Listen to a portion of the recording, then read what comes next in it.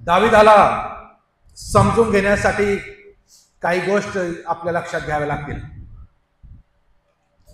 त्यापैकी एक गोष्ट म्हणजे जेव्हा दावीद देवाचं मार्गदर्शन घेतो, जेव्हा दावीद देवाला विचारतो पुढे मी काय करावं, कसं मी करावं, तेव्हा देव त्याला यश देतो. आणि जेव्हा दावीद देवाचं मार्गदर्शन घ्यायला चुकतो, विसरतो, तेव्हा त्याच्या पदरी अपयश पडतं. याचा अर्थ दाविदाचं यश आणि दाविदाचं अपयश हे त्याचं सोबत असलेलं नातं, देवाला विचारपूस करणं ह्याच्यावर अवलंबून आहे. कोणाचा विजय, कोणाचा पराजय, हा देव विजय देणारा देव आहे. आणि म्हणून सर्व गोष्टीत, सर्व प्रसंगी देवावर अवलंबून राहणं, देवाला विचारणं, देवाला सांगणं, देवापासून मार्गदर्शन घेणं ख्रिस्ती जीवनात आमच्यासाठी किती महत्वाचं आहे.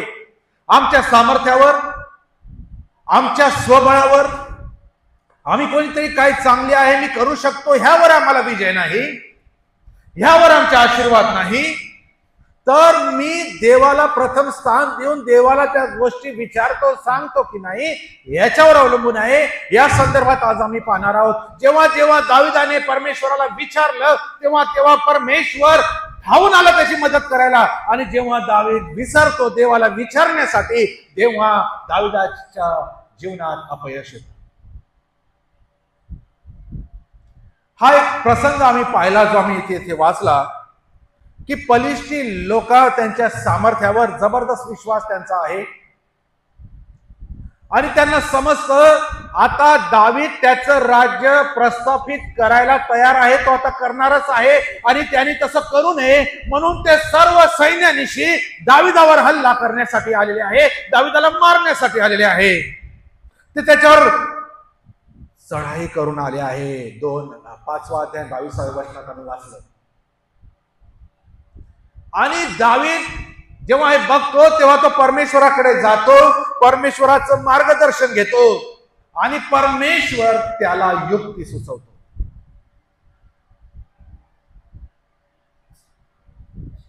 परमेश्वर व्यूहरचना युद्धाची कशी असावी परमेश्वर दाविदाला सांगतो.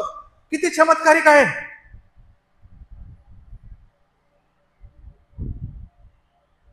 युद्ध कला, युद्धाची व्यूहरचना, युद्धाच्या सर्व प्लॅनिंग परमेश्वर त्याला सांगतो. बघा, आमचा शत्रू सैतान असं म्हटलेलं आहे. कोणाला गिळावे शोध आहे तो प्रत्येक दिवशी प्रतिदिवशी आमच्यासाठी योजना आखतो, आमच्यासाठी संकल्प त्याच्याकडे आहे, आम्हाला पाडण्यासाठी, आम्हाला भयभीत करण्यासाठी, आम्हाला गिळण्यासाठी, आमचा नाश करण्यासाठी विविध कल्पना त्याच्याकडे आहे, योजना आहे, त्याच्याकडे तशी माणसं आहेत. म्हणून आम्हाला देखील आमच्या देवाकडे, परमेश्वराकडे त्या सर्वातून वाचण्यासाठी, त्या शत्रूवर विजय मिळवण्यासाठी आम्हाला देवाकडून या युद्धाच्या, हे जे युद्ध या सैतानाशी आहे त्याच्याशी लढण्याच्या योजना जाणून घेणं फार महत्वाचं आहे. यावेळेस आम्ही बघतो दावीद देवाने जसा पूर्वी विजय दिला, देवाने काय केलं पूर्वी आम्ही पाहिलं की तो पलिष्टी 18व्या वचनामध्ये आम्ही बघतो आणि तो विचारतो तेव्हा देव त्याला मदत करण्यास जसं पाण्याचा लोंढाप्रमाणे परमेश्वर शत्रूंवर तुटून पडतो आणि ते लोक सगळं त्यांचे सामान सामुग्री मूर्त्या टाकून पळून जातात. परत पलिष्टी येतात आणि परत दावीद परमेश्वराला विचारतो आता मी काय करावं. आणि 23व्या वचनात बघा दावीद प्रश्न विचारतो की त्यांच्याशी सामना आम्ही कसा करावा. त्या परमेश्वर म्हणतो त्याची सामना करू नको. त्यावेळेस देव काय म्हणतो, त्यांच्याशी सामना करू नको, तर तू काय कर, वळसा घेऊन पिछाडीत जा, म्हणजे जे शत्रू तुझ्या समोर आहे त्यांच्याशी सामना न करता त्यांच्या मागे जा. आणि मग मी काय करेन, मी असं करेन की तू काय करा, तू तुतीच्या झाडाच्या समोरून झाडावर छापा घाल.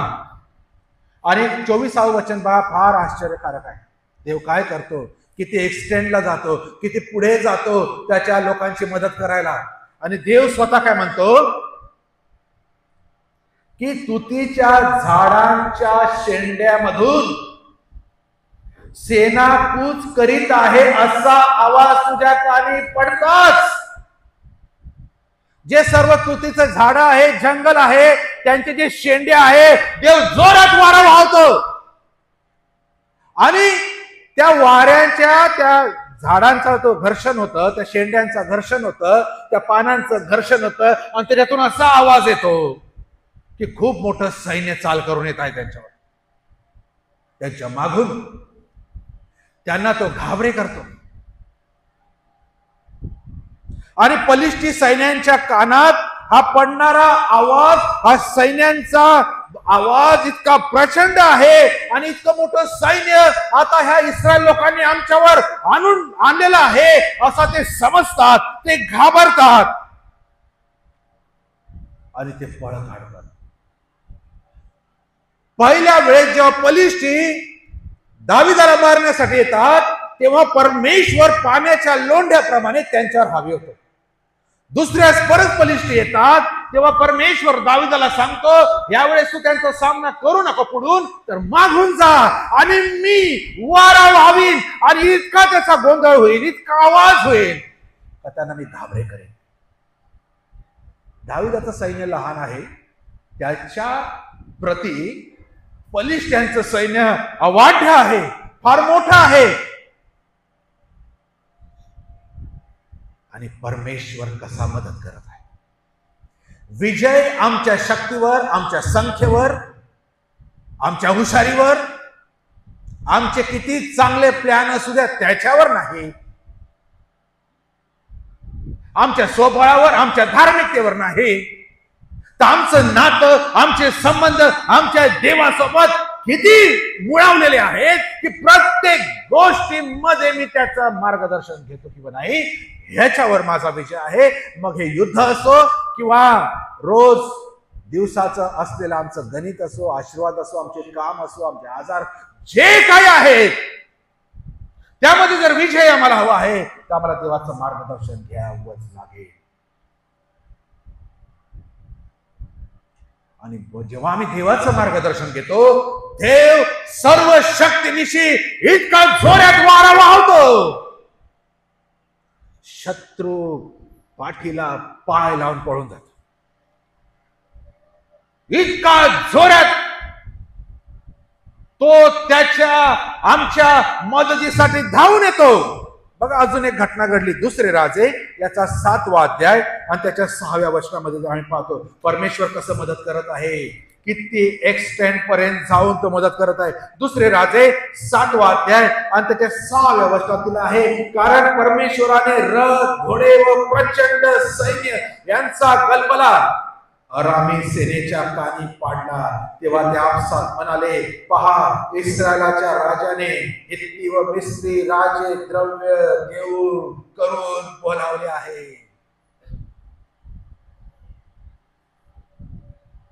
परत एकदा इस्रायलावर जेव्हा त्याचे शत्रू, अरामी शत्रू त्यांच्यावर हल्ला करतात तेव्हा परमेश्वर त्यांच्या मदतीला कसा जातो की इतका सुसाट्याचा वारा तो पाठवतो की ते अरामी जे शत्रू सैन्य आहे त्यांना असं वाटतं की पहा, इस्रायलाच्या राजाने हित्ती आणि मिस्री राजे, जे आसपासचे राजे आहे, त्यांना पैसे देऊन त्या इस्रायलाच्या बाजूने आमच्या विरुद्ध लढाईला आणलेला आहे.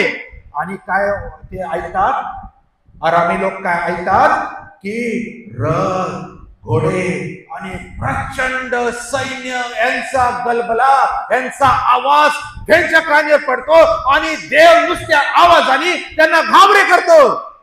आणि पुढे जर वाचलं तर सगळे त्यांचे सामान सोडून जातात. भीतीनेच घाबरे करतो. देव आमच्या मदतीला वारा पाठवतो. देव आमच्या मदतीला पूर्ण निसर्ग लावून देतो. देव आमच्या मदतीला समुद्रातले जलचर प्राणी देव लावून देतो त्याच्या योजना पूर्ण करण्यास. पेत्राला रात्रभर जाळे टाकत होता, एक मासा सापडला नाही. आणि जेव्हा येशू सांगतो तिथे तिथे तिथे टाक, तेव्हा जाळ्यात मासे मावातून जाळं फाटत होतं. त्याला बोलवावं लागलं, अरे या मला मदतीला. पूर्ण निसर्ग, पूर्ण शक्ती, पूर्ण वारा, पूर्ण देवाची निर्मिती, त्याची योजना करायला, देवाचे शब्द पूर्ण करायला, देवाच्या योजना पूर्ण करायला त्याच्या सेवकांच्या मागे देव लावून देतो. इतका गलबला रथांचा आणि घोड्यांच्या सैन्यांचा, त्यांचा आवाज त्यांच्या आरामी सैन्यांच्या कानावर पडले आणि ते घाबरले आणि ते पळून गेले. आणि ह्या ठिकाणी जेव्हा दुसऱ्यांदा पलिष्ठी लोक दाविदावर हल्ला करायला येतात, देव परत सुसाट्याचा वारा पाठवतो आणि ह्यावेळेस झाडांचा उपयोग करतो. त्या झाडांमधून असा आवाज येतो की प्रचंड सैन्य आमची वाट पाहत आहे. आणि असतं थोडस देव कसा विचार करतो, देव कशी प्लॅनिंग करतो, देव किती पुढे जाऊन माझ्या मदतीला धावून येतो.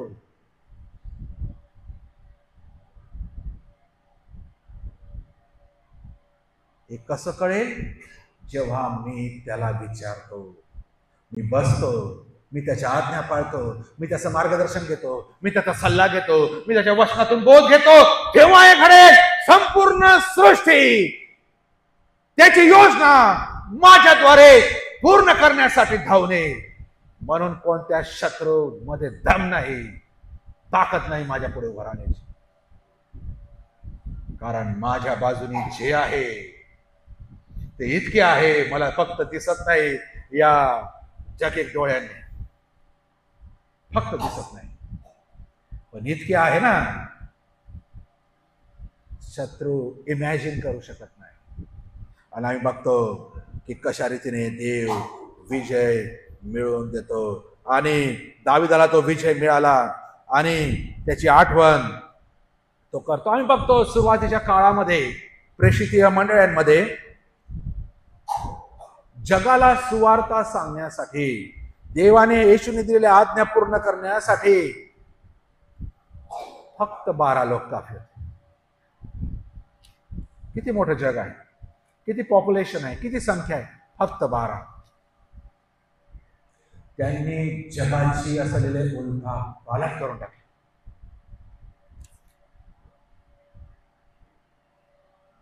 जेव्हा ते 12 जण उठले ना, त्यांनी जग जिंकलं आणि आम्ही त्याच्यामुळेच आहोत. कारण त्या येशूचा शब्द म्हणजे देवाचा शब्द येशू, आणि त्याचा शब्द पाळण्यासाठी स्वतः मारून गेले. त्यांना माहित नसलेल्या राष्ट्रामध्ये ते गेले, स्वतः रक्तसाक्षी झाले आणि सगळ्या जगाला देवाची ओळख त्यांनी करून दिली. मग दावीद जेव्हा देवाचं ऐकतो,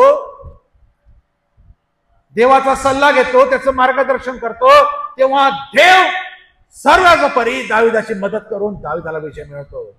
पण दावीद जेव्हा देवाला गृहीत धरतो, बघा पवित्र शास्त्रात एक चांगली गोष्ट आहे, सत्य मांडलेलं आहे, ते किती कडू असेल. दाविदाची एक बाजू इतकी चांगली आहे, तो देवाला प्रत्येक गोष्ट विचारतो. पण ह्यावेळेस दावीद देवाचं मार्गदर्शन घ्यायला चुकतो. आम्ही पाहिलं 17 पासून आम्ही तो पाहतो पुढे. आणि ह्यावेळेस दावीद काय करतो, जो विजय मिळवला आहे त्यामुळे दाविदाला वाटतं, 6व्या अध्यायामध्ये आपण आलो तेव्हा आपल्याला समजतं की ह्यावेळेस दाविदाला वाटतं की आता जो देवाचा कोश आपल्याकडे नाही, तो आपण परत घेऊन यावा. आणि त्याची इच्छा होती यरुशलेम मध्ये देवाचं कोष म्हणजे देवाची जी सान्निध्यता प्रगट करते, देवाचं समक्षता जे प्रगट करते, देवाचं वास्तव्य जे प्रगट करते, तो देवाचा कोष दावीदपुरामध्ये माझ्या घराकडे, माझ्या शहरामध्ये तो असावा. म्हणून दावीद तो कोष आणण्यासाठी सर्व गोष्टीची तरतूद तिथे करताना आम्हाला दिसतो. 6व्या अध्यायाच्या पहिल्या वचनापासून आपण वाचलं ते 11 पर्यंत.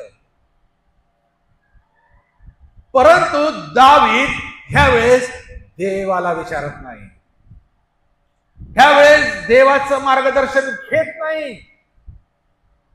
जेव्हा शत्रू आले तेव्हा देवाचा धावा करतो, जेव्हा समस्या आले देवाला विचारतो, जेव्हा अडचणी आल्या देवाला याचना करतो. मी काय करू देवा, मला सांग. आणि तो अनुभव पाहता आता त्याला असं वाटलं, ठीक आहे शत्रू आहे तेव्हा देवाला विचारायला पाहिजे, पण देवाचंच कार्य करत असताना देवाला का विचारावं? मी तर चांगलं करत आहे, मी तो कोष आणेल असं दावीद मनाशी विचार करतो आणि त्याप्रमाणे तो करण्यास सुरुवात करतो. आणि तो कोष हलविण्यासाठी तो त्याचे सैनिक त्या ठिकाणी पाठवतो. त्याने देवाचे मार्गदर्शन घेतले नाही, कारण कराराचा कोष संदर्भात मोशेच्या नियमशास्त्रात कडक सूचना दिलेल्या आहेत. आणि पाठवतो कोणाला? सैन्यातील काही लोकांना, जा तो कराराचा कोष घेऊन या असं म्हणतो. इतका छोट्या छोट्या गोष्टीमध्ये देवाचं मार्गदर्शन घेणारा दावीद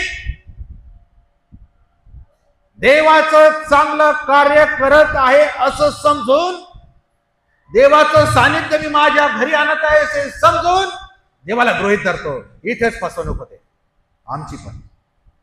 जेव्हा समस्या आहेत, अडचणी आहेत, शत्रू आहेत, आजार आहेत, वाटेल ते देवाचा धावा आम्ही करत, देव मदत करतो.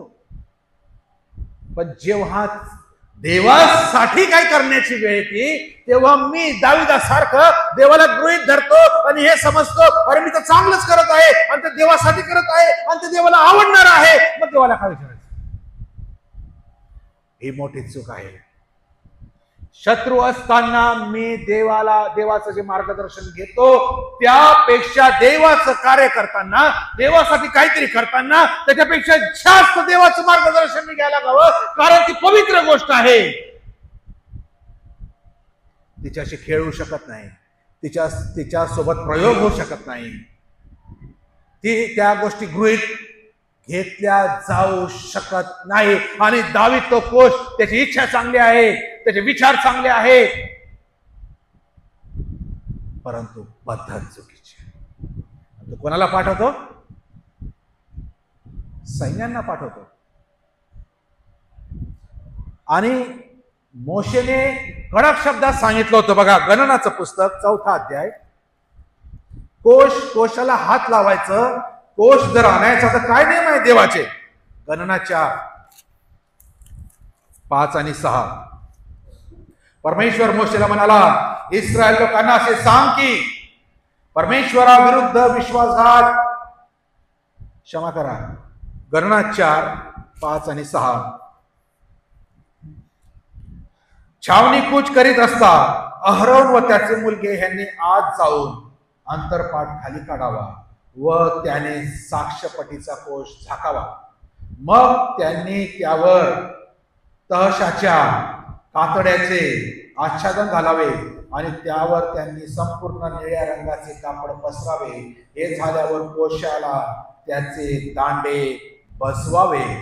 आणि 15वे वचन त्या अध्यायात, छावणी कूच करीत तेव्हा अहरोन व त्याचे मुलगे यांनी पवित्र स्थान व त्यातील सर्व सामान ह्याचवर आच्छादन घालण्याचे संपविल्यावर कहात वंशजांनी ते उचलून न्यावयाला पुढे यावे, परंतु त्यांनी पवित्र वस्तूला स्पर्श करू नये, केला तर ते मरतील. दर्शन मंडपातील जी ओझी कहात वंशजांनी वाहावयाची ती हेच. 7वा अध्याय 9वे वचन त्याच पुस्तकात गणना 7 आणि 9 मध्ये आहे.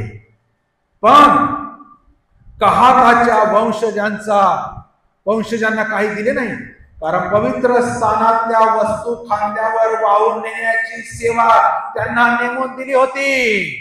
देवाचा कोश उचलून नेण्यासाठी विशिष्ट वंश, विशिष्ट लोक देवाने सांगितले, आणि ते म्हणजे कहात वंशाचे लोक, सैनिक नाही. आई म्हणाल काय छोटीशी गोष्ट, उचलून तर न्यायचं आहे ना, काय फरक पडतो त्यांनी उचलला काय आणि ह्यांनी उचलला काय. केला असता आपण असा विचार, किंवा ते अवेलेबल नाही, चला रे यांना घेऊन जाऊ, हा आम्ही विचार करतो. हा दाविदाने विचार केला. देव विचार कसा करत नाही. देवाने जे सांगितलं तेच तसंच व्हायला पाहिजे. कोशाला हात लावायचा, कोश एका जागेवरून दुसऱ्या जागेला न्यायचा, तर ते फक्त नेतील कहात आणि कहात वंशाचेच लोक, दुसरे नाही.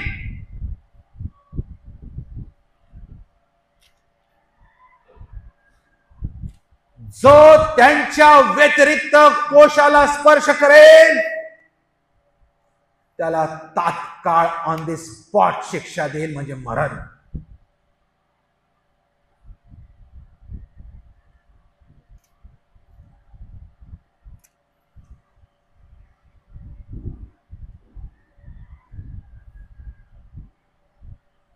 प्रियांनो, हा गंभीर विषय आहे. ज्याला ज्या गोष्टी सांगितल्या सोपविल्या त्याने करायला पाहिजे. ज्याचं काम त्यानेच करावं, कारण त्याच्यासाठीच त्याला निवडलेलं आहे. आपण उगेच आमची हुशारी कुठे मध्ये घालू नये. हा देवाचा नियम आहे. कारण देव एखाद्याला विशिष्ट जबाबदारी देऊन विशिष्ट काम त्याच्यावर सोपवून त्याच्याद्वारेच ते पूर्ण करू शकतो, करू इच्छितो. आम्ही पुष्कळ मंडळांमध्ये या गोष्टी विसरतो.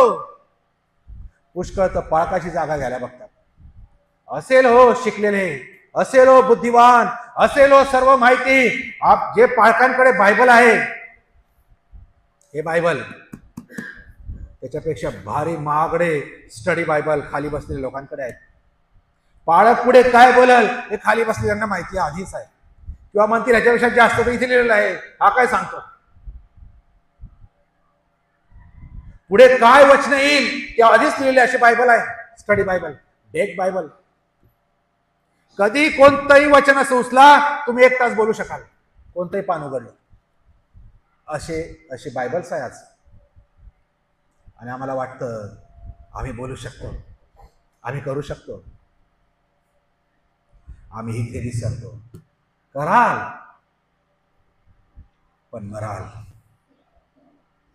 कराल पण मराल. ज्याचं काम त्यानेच करावं. आज पुष्कळ चर्चेसमध्ये देवाच्या सेवकाला डावलून बाजूला करून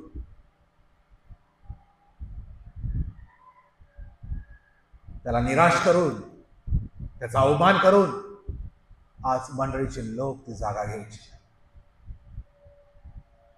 करा, चांगला आहे. देव म्हणतो कहात वंशजानेच त्याचा कोश व्हायचा आहे, दुसरा कोणी असो चालणार नाही. आणि विशेष करून जेव्हा आम्ही शत्रू समस्या आमच्या पुढे आहे तेव्हा आम्ही देवाचं मार्गदर्शन घेतो. पण जेव्हा आम्ही पवित्र वस्तूंसंदर्भात, पवित्र गोष्टींसंदर्भात जेव्हा आम्ही हाताळणी करतो, आम्ही अधिक सावध राहायला पाहिजे. आम्ही दक्ष राहायला पाहिजे, आम्ही अलर्ट राहायला पाहिजे. कारण न जाणो त्या देवाला राग येईल, न जाणो त्या देवाला राग येईल.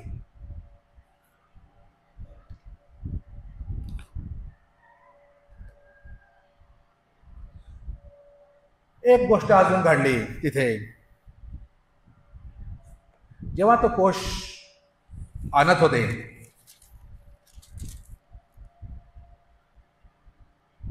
तेव्हा त्या कोशामध्ये आपल्याला माहिती काय वस्तू आहे, मोशेच्या 10 आज्ञाचा पट त्याच्यामध्ये आहे. काय अजून काय आहे? अरोनाची काठी आणि मानना, 3 गोष्टी आहेत. जेव्हा हा कोश ते घेऊन चालायला लागले, देवाचं मार्गदर्शन न घेता देवाचं काम करत आहे. चालले, चला ठीक आहे, घेऊन चालले आणि उत्सव करत आहे सोबत. उत्सव करण्याच्या मनस्थितीमध्ये आहे. आपण पाहिलं 6वा अध्याय आणि 5वं वचन. दावीद व इस्रायल घराण्याचे सर्व लोक देवदारूच्या लाकडाची नानाविध वाद्ये आणि विना, सारंगी, डब, डमरू, चांद देवापुढे वाजवीत चालले आहे. चुकीची गोष्ट करून, चुकीच्या पद्धतीने चांगली गोष्ट करून उत्सव करत आहे.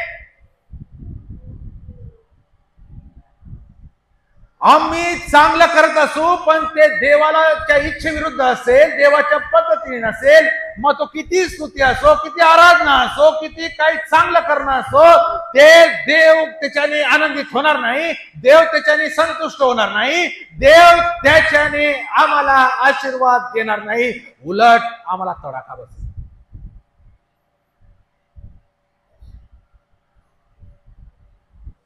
गंभीर चूक करत असताना लोकांना असं वाटतं की आपण प्रार्थनामय वातावरणात आहोत, स्तुतिमय वातावरणात आहोत, आम्ही वचनाने घेरलेले आहोत.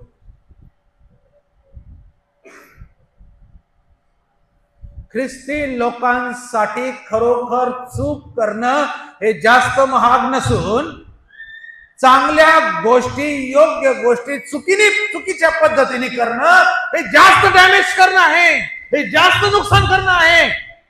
आणि म्हणून आमच्यापेक्षा लोक जास्त आशीर्वादित बाहेरचे आहे. चूक करत हे चूक आहे, निदान एक गोष्ट आहे, पण आम्ही चांगल्या गोष्टी करतो असं म्हणतो आणि त्याच्यामध्ये चूक करतो, चुकीच्या पद्धतीने करतो, त्याचा देवाला जास्त राग येतो आणि देव आमच्या हाताचं काम नष्ट करतो आणि आम्हाला तडाखा देतो. हे आम्हाला समजत नाही. आम्ही म्हणतो आम्ही देव करतो, आम्ही हे करतो, आम्ही चांगल्या गोष्टी करतो, आम्हाला असं वाटतं, पण आम्ही चुकीच्या पद्धतीने करतो हे आम्ही विसरतो आणि म्हणून देव आमच्यावर रागावलेला आहे. प्रार्थनामय वातावरण आहे असं आम्हाला वाटतं, पण चुका गंभीर करत असतो. देवाचं वचन शस्त्र आहे आणि शस्त्र चालवायचे कला आम्हाला अवगत पाहिजे, नाही तर ज्याला कला नाही ना, शस्त्र चालवतो स्वतःला जास्त डॅमेज करून. म्हणून ह्याच्याशी खेळ नाही, ही गंमत नाही. देवा त्याच्या वचन, त्याचा शब्द आहे, त्याच्याविषयी खूप गंभीर आहे. आणि दाविदाला वाटत आहे तो कोश मी घरी घेऊन येत आहे, यरूशलेम मध्ये घेऊन येत आहे, सगळे वाद्य त्याने आणलेले आहे, स्तुती करणारे आहे समोर, पण कोश चुकीच्या पद्धतीने वाहला जात आहे.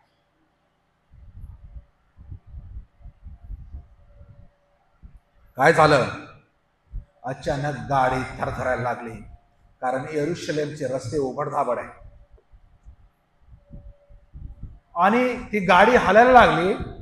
त्याने नवीन बैलगाडी घेतली, बैल घेतले, देवाला सन्मान देत आहे, वाद्यंत्री घेतली, वाद्य घेतले, देवाला सन्मान देत आहे. अरे हो, बरोबर आहे, पण तू देवाला विचारलं नाही ना, तू देवाच्या पद्धतीने केलं नाही ना, तुला मोशेचे नियम माहिती आहे ना.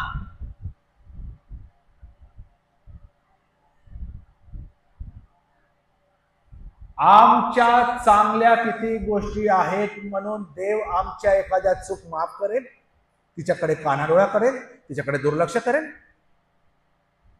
असं आम्हाला वाटतं. मी चांगला गातो, मी चांगला वाजवतो, मी चांगली प्रार्थना करतो, मी स्तुती करतो, मी वचन सांगतो, ठीक आहे, 1-2 गोष्टी चुकीच्या झाल्या तरी हरकत नाही, पुष्कदा असं मला वाटतं. देव बदलत नाही, माणसं बदलतात. देव चुकत नाही, माणसं चुकतात. देव जे बोलतो ते देव करतो. भले वेळ लागला, देव करतो. एक आणि एक शब्द, त्याचा शब्द पूर्ण करण्यासाठी. परत सांगतो, त्याने हा दिलेला शब्द पूर्ण करण्यासाठी वाटेल ते पृथ्वीची उलथा पालट देखील करतो. आणि दावीद विसरला. देवाचा कराराचा कोश कहात वंशजांनी व्हायचा आहे, दावीद विसरला. आणि काय झालं, तो वाद्य वाजवत आहे, स्तुती करत आहे आणि मोठी मिरवणूक काढलेली आहे. का? मी देवाला माझ्या शहरात आणत आहे, माझ्या गावात आणत आहे, माझ्या परिवारात आणत आहे, माझ्या जवळ आणत आहे, आणि सगळं चांगलं आहे, वरवर सगळं चांगलं आहे.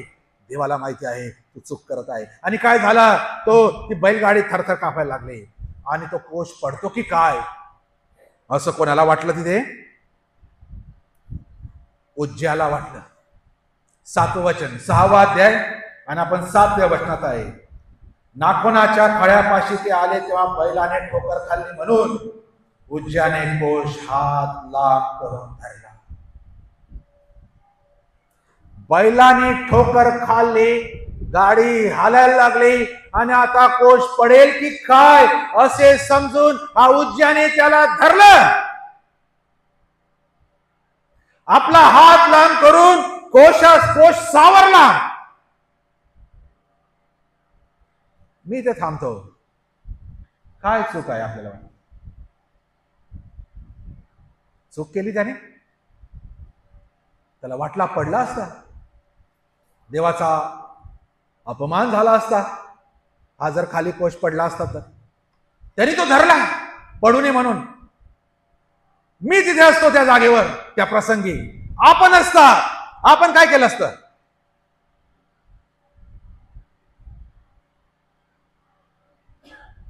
काय केलं असतं? 100% मी पण धरला असता.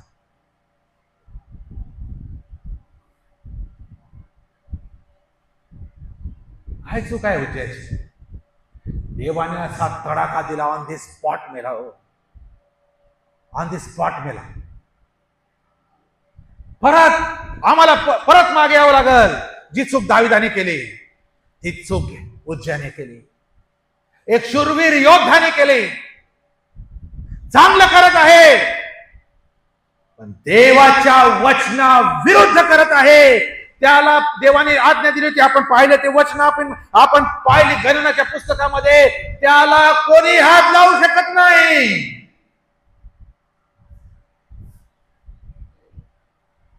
जर देवाने सांगितलं हात लावू शकत नाही, हात लावायचा नाही, no one has right to touch. कोणाला अधिकार नाही त्याला हात लावायचा. विषय संपला. तो पडेल ने पडेल तो बघून गेले. मी कोण आहे त्याच्यामध्ये इंटरफेअर करणारा? मी देवाला मदत करत आहे. मी देवाला मदत करत आहे. सर्व शक्तिमान देव, ज्याने सर्व बनवलं, त्याला मी मदत करत आहे. करू शकतो, देवाला मदत करू शकतो. याच्यावर आम्हाला काय शिकायला मिळतं? पहिले आपण पाहिलं दाविदावरून, देवाच्या कार्यात, देवाने योजलेल्या, निवडलेल्या, नेमलेल्या गोष्टीमध्ये त्यांनीच त्या गोष्टी करायच्या आहेत, इतरांना नाही. आजकाल एवढं सोपं आहे, कोणी रेव्हरंडच्या डिग्र्या घेऊन फिरत आहे, 3-3 हजारात मिळतात. कोणाला पाहिजे? लोक आहेत. कोण आहे? मी रेव्हरंड आहे. कोण आहे? मी पास्टर आहे. जगातल्याही गोष्टी करायच्या आणि नंतर मग मला आता सन्मान बी पाहिजे आहे. मग मी आता देवाची सेवा करत आहे, मला या डिग्र्या बी पाहिजे. मग मला पास्टर म्हणा, मला रेव्हरंड म्हणा. अरे त्याच्यासाठी तू त्याग केला का? तुझं पाचारण झालंय का? देवाने तुला निवडल्याची खात्री आहे का? आयुष्यभर दुसऱ्या गोष्टी केल्या, जगामध्ये वेतन मिळवलं, जगामध्ये पैसे मिळवले, आणि आता काही करायला नाही म्हणून आता तुला सेवक पण म्हणायचं आहे, आता तुला रेव्हरंड पण म्हणायचं आहे, आता तुला सन्मानली पाहिजे, आता तुला वाटतं मी देवाला हातभार लावत आहे. कोण आहे तू? नका रे, नका हो, नका हात लावू देवाच्या कार्यात. त्याने निवडले माणसं. जेव्हा देव निवडतो त्याच्या योजना तो लहानपणापासून आईच्या गर्भापासून करतोय. कधी मला वाटतं असल मला ज्ञान, पण मी करू नये, त्यात शहाणपण आहे. मला वाटतं मी त्या सेवकापेक्षा जास्त चांगला बोलेल, हो, पण करू नका. मला वाटतं त्याच्यापेक्षा जास्त कलागुण मला आहे, ठीक आहे, त्या भानगडीत पडू नका.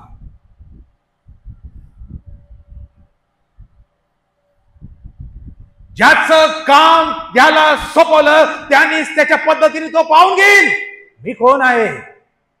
आणि केलं दावीद बघा.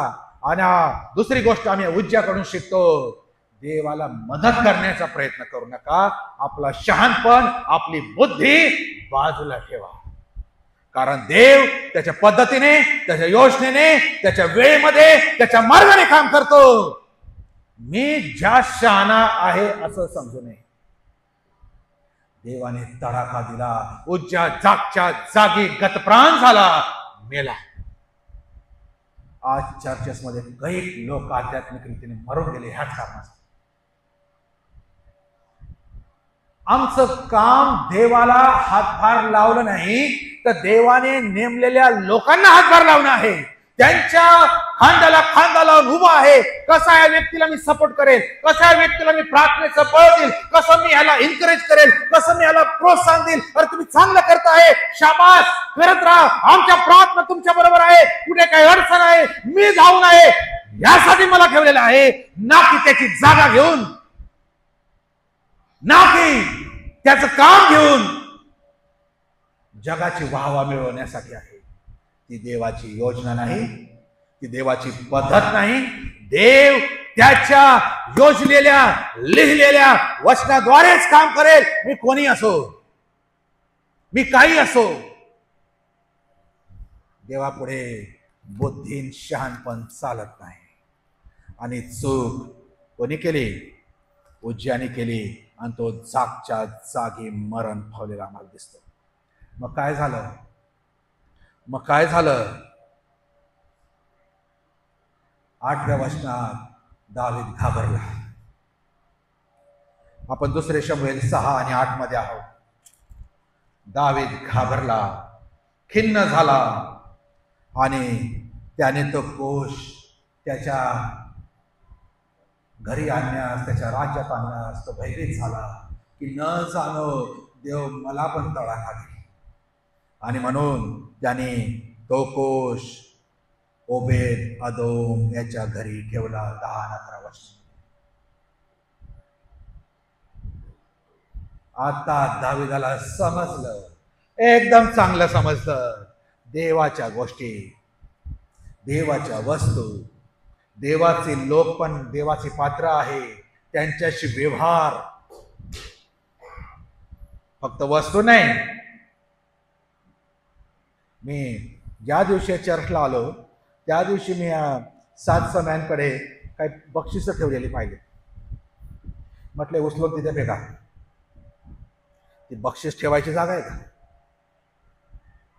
आताही कॉम्पिटिशन मध्ये बक्षीस तिथे दिसले, मी सेवकांना सांगितलं उचलले ते ठेव. तडजोड नाही. जे देवाचं आहे, जे देवाने सांगितलं आहे, ज्याच्यासाठी आहे त्याच्यासाठी राहील. हे बक्षीस काय कामाचे नाही, जगी काय. पण आपण बळजबरी आपल्या इच्छा त्याच्यामध्ये घुसू, देव सहन करणार नाही. दावीद शिकला, त्याला समजलं अरे मी चूक केलेली आहे, आणि तो भयभीत झाला. आणि त्याने तो कोश आम्ही बघतो ओबेद अदोम याच्या घरी त्याने ठेवलेला आम्हाला दिसलं. आणि त्याला वाटलं आता हे बरोबर आहे की देवाचा कोश आपल्याकडे आणणं एखाद्या वेळेस चुकीचं असू शकेल. मग काय झालं? ओबेद अदोम याला देवाने याच्या घराला आशीर्वाद देऊन दिला. 12व्या वचनात आहे.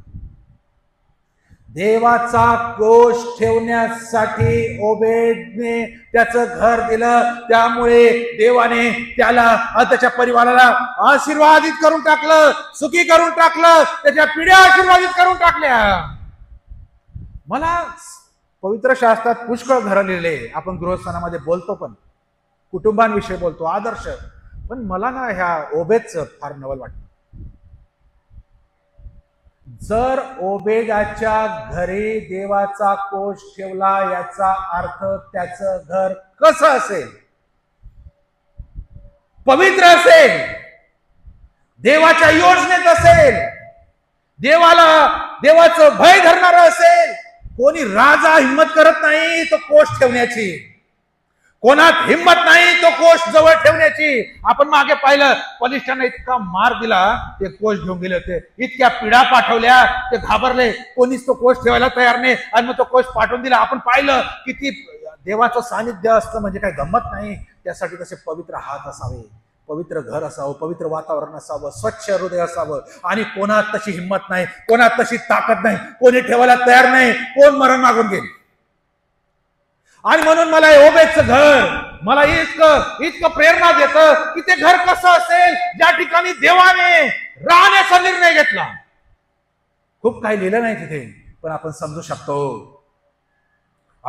शकतो ते घर कसं असेल. म्हणून प्रियानो, आपली घरं देवाच्या कार्यासाठी उघडी करा, देवाच्या सेवकांसाठी करा. कारण देवाचे सेवक पण देवाचे पात्र आहेत. त्यांच्या उणीवा, त्यांच्या कमजोऱ्या मनुष्य म्हणून असू शकतात, पण देवाने त्यांच्यावर विश्वास टाकला आहे, देवाने त्यांना निवडलं आहे. आणि देवाची निवड चुकीची असू शकत नाही. माणसाची चुकीची निवड असू शकते, देवाची असू शकत नाही. म्हणून ओबेद सारखं आपलं परिवार, आपलं कुटुंब असलं पाहिजे. देवाचे सेवक घरी आल्यावर काहींना खूप त्रास होतो, आठ्या पडतात कपाळांवर, अरे आता परत हे कशाला आले प्रार्थनेला. असे कुटुंब पाहिले नाही. ते चहा प्यायला येतात, असं पुष्कळांना वाटतं. अरे नशीब, आपण नशीब म्हणू शकत नाही, पण तुम्ही धन्यवाद द्यायला पाहिजे. कोणीतरी देवाचा दास आमच्या घरी आला, त्याची पाऊल लागणं. देव काय स्वर्गातून येणार आहे काय स्वतः? आता त्या सेवकाची पावलं त्या घरात लागणं, विषय संपला. पण त्याने जर धूळ झटकली, मग कठीण आहे. ती आध्यात्मिक धूळ झटकू देण्यास कोणाला इतकं नका दाबू, इतकं नका त्याचे हाल करू की शेवटी तो मनातून काही म्हणेल आणि देव ऐकेल. आणि म्हणून देवाचे पात्र, देवाच्या गोष्टी, देवाच्या वस्तू, देवाचे सेवक, देवाचं मंदिर याच्याशी खेळ होऊ शकत नाही. जे त्यांनी योजलं, जे त्यांनी नेमलं, जे त्यांनी निवडलं, त्यांनीच करायचं.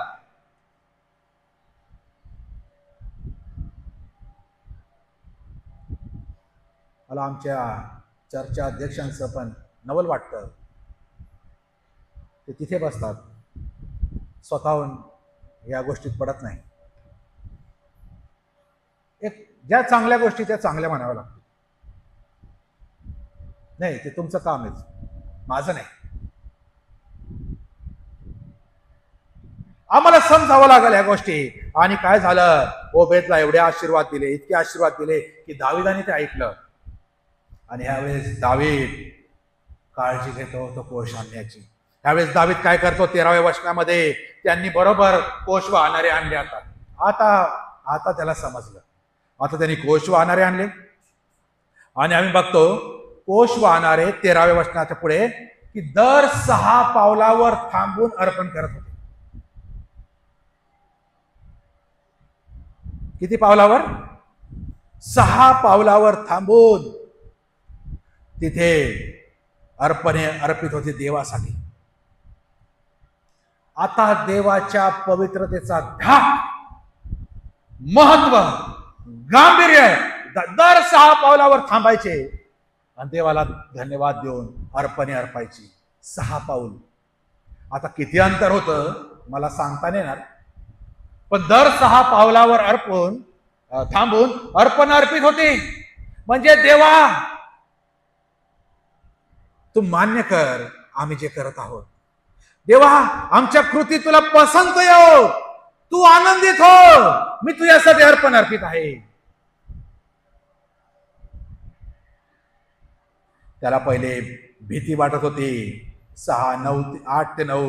आता तो आनंदित आहे. 14व्या वचनामध्ये 6 आणि 14 मध्ये तो इतका आनंदित आहे की तो सणाचे एफोद कमरेला वेष्टून परमेश्वरा समोर आवेशाने नृत्य करीत चालला आहे. 2 गोष्टी दावीद करतो. आम्हाला शिकलं पाहिजे. एफोद, सणाचं एफोद म्हणजे काय आहे? सणाचं एफोद म्हणजे एक रत्नजडित झगा आहे. जे रत्न त्या झग्यावर आहे ते देवाची इच्छा काय आहे ते प्रगट करत असे. त्याला विचारत असे तेव्हा देव तिथून सांगत असे, साईन देत असे की देवाची इच्छा काय ते धारण केलेले आहे. आणि तो तिथे ते धारण करणं म्हणजे देवा आता तुझ्या इच्छेला मी मान्य आहे, मी विसरलो होतो पण आता तुझ्या इच्छेला मी मान्य आहे. 6 पावलावर. मला कळत नाही ह्यांना कोणी अशी आयडिया दिली असेल की 6 पावलावर थांबायला पाहिजे. 10 पावलावर मी थांबू शकतात तर गेल्यावर केले असते अर्पण. 6 पावलावर काय विचार करा. थांबून ते अर्पण करत होते, देवाला संतुष्ट करत होते.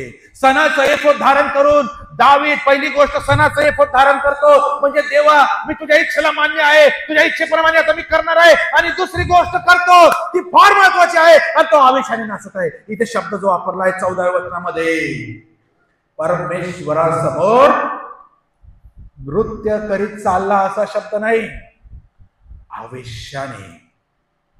हा आवेश आमच्यात मिसिंग आहे आणि तो माझ्या सांगण्यामुळे येणार नाही किंवा आम्ही विचार करण्याने येणार नाही. तो आवेश मी जेव्हा समजेल देवाने माझ्यासाठी काय केलं, देव किती पवित्र आहे आणि माझ्या सारख्या एखाद्या साधारण व्यक्तीला त्याने निवडावं. माझी काय, मी म्हटलं दावीद म्हणतो मी कोण, माझं घरानं काय देवा की तू माझ्यावर प्रेम करावं, तू माझी आठवण करावी. मी कोण, मी कोणी नाही, मी तिथे होतो धुळीत राखीत, तिथून मला उच्च पदावर तो नेमलं आणि ते आठवतो तेव्हा तो परवा करत नाही. आवेश. मी या शब्दाची मागे स्टडी करत होतो. आवेश हा शब्द ग्रीक आणि हिब्रू मध्ये जर आपण पाहिला तर एखादं वत्स, गाईचं वत्स जसं गोठ्यातून कसं उड्या मारत बाहेर येतं. आता माझ्यापेक्षा तुम्हाला एक गोष्ट जरा चांगली माहिती, जोरात उड्या मारत ते येतं किंवा त्याची मुवमेंट करायचा जो स्पीड होता एकदम फास्ट होता. एक आवेश त्याच्यामध्ये होता कारण तो देवासाठी मी काय करू काय नाही. कोण ऑर्डिनरी माणूस होता, लग्नात नाचत होता.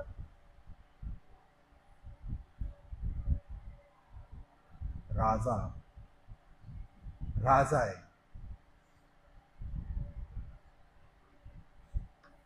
इतका आनंद त्याला त्या ठिकाणी झालेला आहे.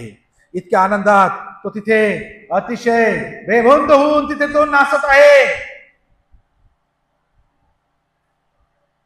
कोणाची पर्वा करत नाही, कोण त्याला काय म्हणाल ह्याच्याकडे त्याचं लक्ष नाही.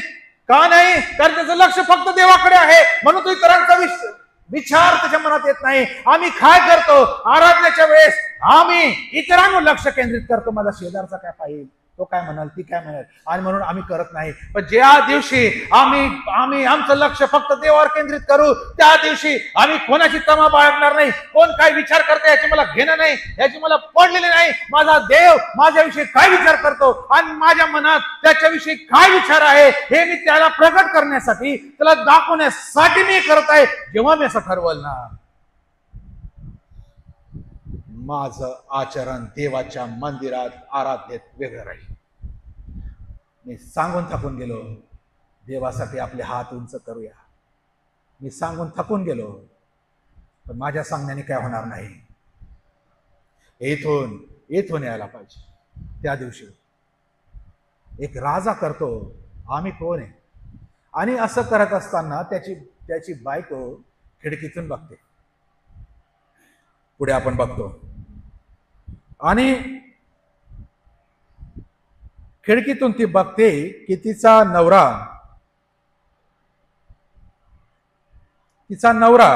16व्या वचनामध्ये, परमेश्वराचा कोष दावीदपुरात येत असता शौलाची कन्या मिखल, म्हणजे दाविदाची पत्नी, हिने खिडकीतून डोकावून दावीद राजा परमेश्वरापुढे नाचत बागडत आहे पाहिले. तेव्हा तिच्या मनाला त्याचा वीट आला.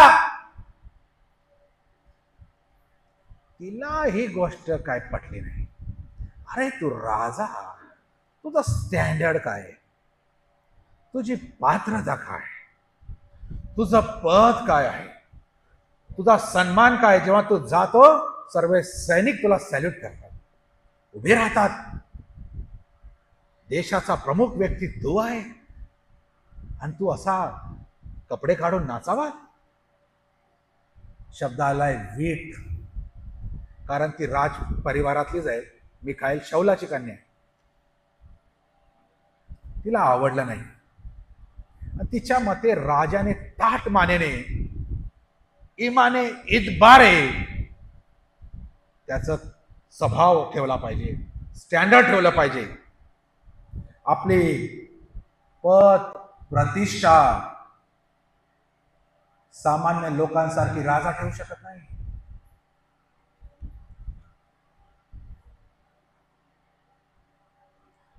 या सर्व गोष्टीमुळे दावीद घाबरला नाही, डगमगला नाही, तिची पर्वा पण केली नाही. जरी त्याच्या प्रेमाची ती बायको होती, त्याची अर्धांगिनी होती, त्याची सर्वात जवळची होती. जवळचेच धोका देतात, जवळचेच नावमेद करतात, जवळचेच काय करायला गेलं तर हाणून पाडतात, कारण ते आम्हाला खूप ओळखतात.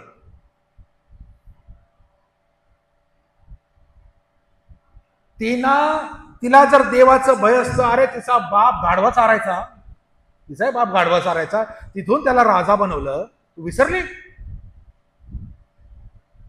आणि जर खऱ्या देवाला भिणारी ती पत्नी असती तर तिने त्याचं कौतुक केलं असतं. अरे बघा, राजा असून माझा नवरा एक आदर्श व्यक्तिमत्व सर्व राज्या पुढे आहे, देवासाठी वाटेल ते करायला तो तयार आहे. पण तिला वीट आला. आणि मी जसं आराधनेत म्हटलं, मिखेल आम्हाला आराधना करू देत नाही, आम्हाला डिस्टर्ब करते, आम्हाला मागे खेचते, आम्हाला म्हणते नाही तू पुढे, तू कसं काय असं सर्वसाधारण जगू शकतो. पण दावीद जो देवाच्या प्रेमात पार डुबलेला आहे, त्याला कोणी अडू शकत नाही. कोणी त्याला हसो, त्याची चेष्टा करो, त्याचा अपमान करो, त्याची निंदा करो, त्याला काय घेणं नाही. त्याला माहिती आहे त्याच्या देवासाठी ते जे देव काय ते करत आहे ते योग्य आहे, ते कमीच आहे. आणि काय झालं, देवाला हिला तर वीट आला, पण देवालाही राग आला आणि देवाने तिलाही फटका दिला.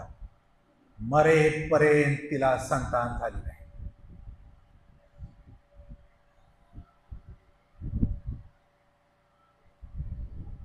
तिच्या या गोष्टीमुळे, तिच्या करण्यामुळे देवाच्या कार्यात ढवळाढवळ करूच नये. शहाण्याने जो हुशार असेल, ज्याला थोडीशी बुद्धी असेल, कारण देव स्वर्गात आहे, तो सर्व जाणतो. आणि त्याच्यासाठी कार्य करणारे आवेशी असणारे लोक तर कमी आहे, पण त्यांचा आवेश ना उमेद करणं, त्यांनाही मागे खेचणं, त्यांनाही पाडणं, त्यांच्याविषयी अडथळा निर्माण करणं, देव स्वर्गातून बघतो आणि तो सर्वस्व संपून टाकतो जर कोणी असं करतो.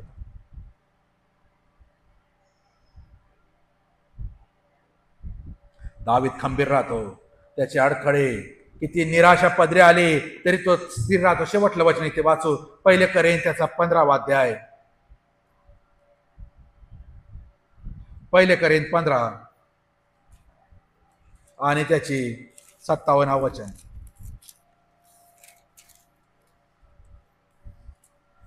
पहिले करीन 15 आणि 57 मध्ये लिहिलं आहे, म्हणून माझ्या प्रिय बंधूंनो, प्रभूमध्ये तुमचे श्रम व्यर्थ नाही ते तुम्ही जाणून आहात. म्हणून तुम्ही स्थिर व अढळ व्हा आणि प्रभूच्या कामात सर्वदा अधिकाधिक तत्पर असा. प्रभूच्या कामात सर्वदा अधिकाधिक तत्पर असा. ते बाप या वचनाद्वारे आम्हाला आशीर्वाद देऊ. आपण आपल्या जागेवर कराव्या. प्रियानं, मला ठाऊक आहे आम्ही पुष्कळ अजून आहोत. आमच्यामध्ये त्या आवेशाची कमी आहे, तत्परता नाही, स्थिर नाही, अढळ नाही. म्हणून देवाकडे आपण या गोष्टी प्रार्थनेत मागूया. आज देव ऐकेल, आज देव ऐकेल. कारण देवाने माझा पूर्ण विश्वास आहे आमची भूमी, अंतःकरण भूमी ओली करून नांगरलेली आहे. आज देव ऐकेल.